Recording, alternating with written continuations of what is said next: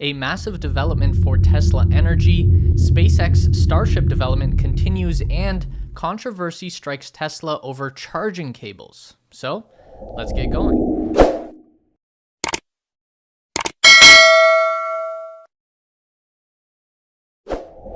Tesla Gigafactories are ramping up, and we've just learned that Giga Berlin is now producing 350 Model Y vehicles per week, and the plant is aiming to increase that rate to 1,000 per week by the month's end. For now, Giga Berlin produces the Model Y equipped with the current generation 2170 battery cells, something Elon Musk hopes to have updated to the new 4680 cells within a few months.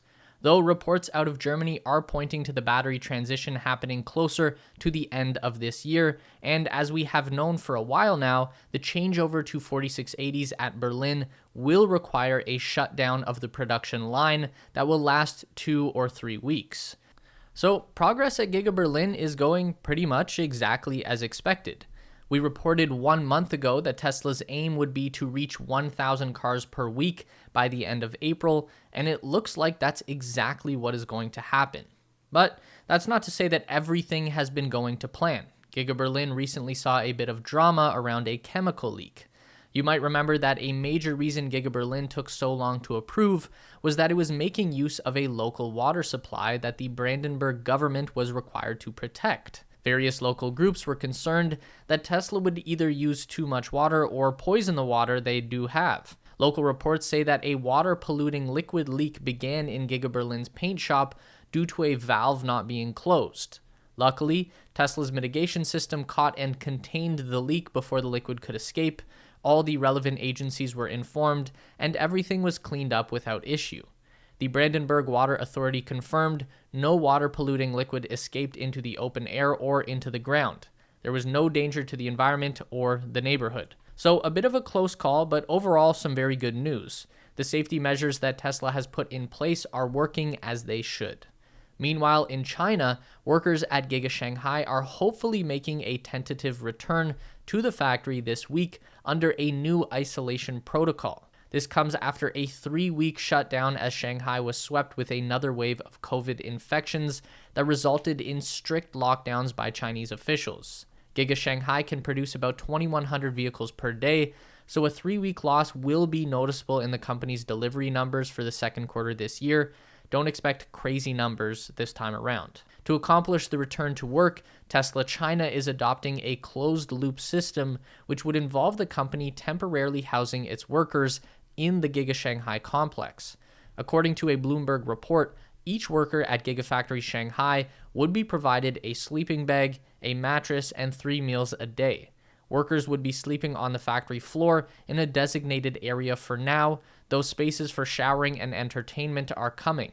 Tesla would also be giving its workers a daily stipend of about 400 yuan, which is about $63, though the exact amount will be dependent on a person's position in the company. This group of shut-in workers is expected to be isolated at the factory until May 1st.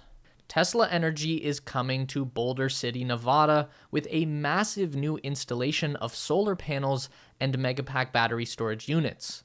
Tesla has partnered with renewable energy company Aravon to create several of these facilities in the US over the next 4 years. The first project location in Boulder City is called the Townsite Solar and Storage Facility, and as the name suggests, it will focus on gathering and storing solar power to offset fossil fuel-dependent sources in the area. This new facility will generate 500,000 megawatt hours of energy per year from over 500,000 solar panels, enough to power 60,000 homes and offset 400,000 tons of carbon dioxide emissions. Tesla will be supplying 360 megawatt hours worth of Megapack battery storage to help take full advantage of that solar power. These giant batteries charge up during times of peak energy generation, like at midday, and then discharge during periods when there is no solar energy available, like at nighttime. That's enough infrastructure for most small towns to go completely off the grid and is one of Tesla's largest Megapack facilities in the world. Aravon CEO Justin Johnson explained why his company chose Tesla as their supplier for this large-scale project, saying, quote, we are pleased to be working with Tesla, securing a quality product that is in high demand. This agreement ensures that Yerevan can deliver near-term storage solutions to our customers, mitigating the risk of supply shortages and project delays. Over the course of the last year, Tesla has sold and deployed over 6 gigawatt-hours of Megapack batteries, adding up to more energy storage capacity than Tesla deployed over the previous 2 years combined. A great example of this large-scale deployment would be the battery energy storage system at Moss Landing, California, which was just recently commissioned and certified for operation. Powered by 256 Tesla Megapacks, the Moss Landing system has the ability to store and dispatch up to 730 megawatt-hours of energy to the grid at a maximum rate of 182.5 megawatts for up to 4 hours during times of high demand. This increases the reliability of the entire system by addressing capacity deficiencies that have resulted in increased energy demand. The Starship program is continuing on at its usual rapid pace of development as testing on Booster 7 progressed to the cryoproofing phase and the new launch architecture at Cape Canaveral's Pad 39A started taking shape. Super Heavy Booster 7 is the first booster prototype designed with the new Raptor V2 engines in mind. Once complete, this booster will have 33 of those new Raptors installed, capable of pumping out 230 tons of thrust each. In recent videos from Starbase Texas, we can see the booster going through a series of intense structural testing. The booster was placed on a stress testing rig at the launch site, which is designed to simulate thrust from engines by using hydraulic rams to pull on the structure of the booster. This rig is often referred to as the can crusher around Starbase, because if the rocket isn't sturdy enough, then it will literally crumple in the same way that an aluminum can does when you step on it. At the same time these hydraulic rams are pulling on the booster structure, the fuel tanks are partially filled with liquid nitrogen to increase the stress factor. Luckily, the booster seems to have made it through the tests in good shape, so this might signify that it is ready to go ahead with engine installation. Following that, SpaceX can continue on with fully integrated cryoproofing and eventually a massive static fire test of all 33 Raptor engines. At the same time, all the way over in Florida, the new Starship launch tower is being built at Cape Canaveral's Pad 39A.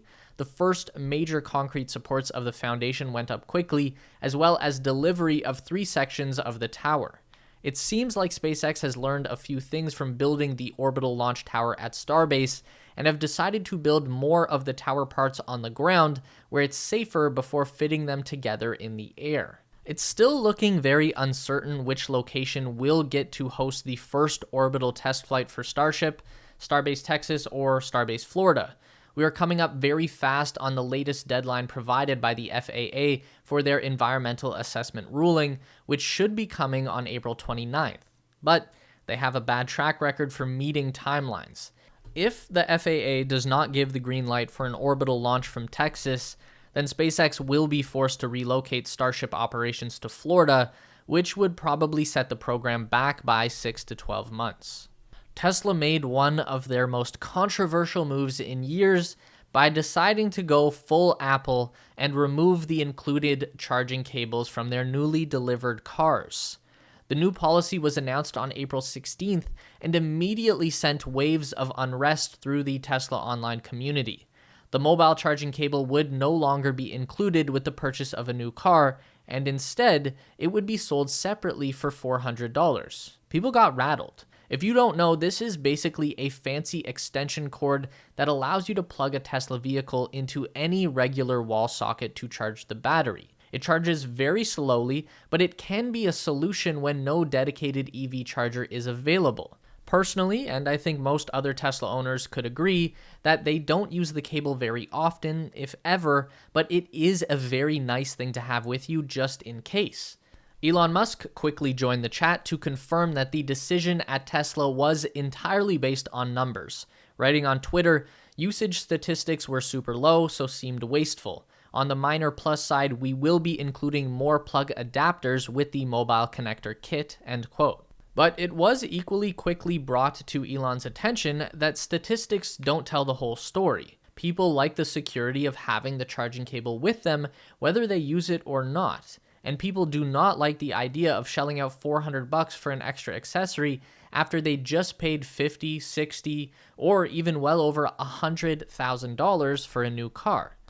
And to his credit, Elon heard the community and made a quick decision not to reverse course on the charging cable, but he did make a correction.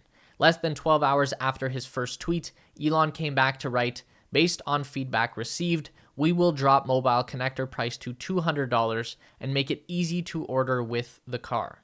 Note, mobile connector is not needed if you have a Tesla wall connector or to use superchargers. Recommend installing Tesla wall connector well before car arrives," end quote. According to an internal communication at Tesla, all orders placed after April 17th will not include a mobile charging cable by default, and customers will need to purchase one from the online shop. It also states that for the next several weeks, new deliveries will continue to include the complimentary charging cable. With a max power output of just 1.3 kilowatts, the charging cable in question only allows battery gains of between 2 and 3 miles of range per hour. So even 12 hours of charging is only going to net about 36 miles of range in the best case scenario. That's not much.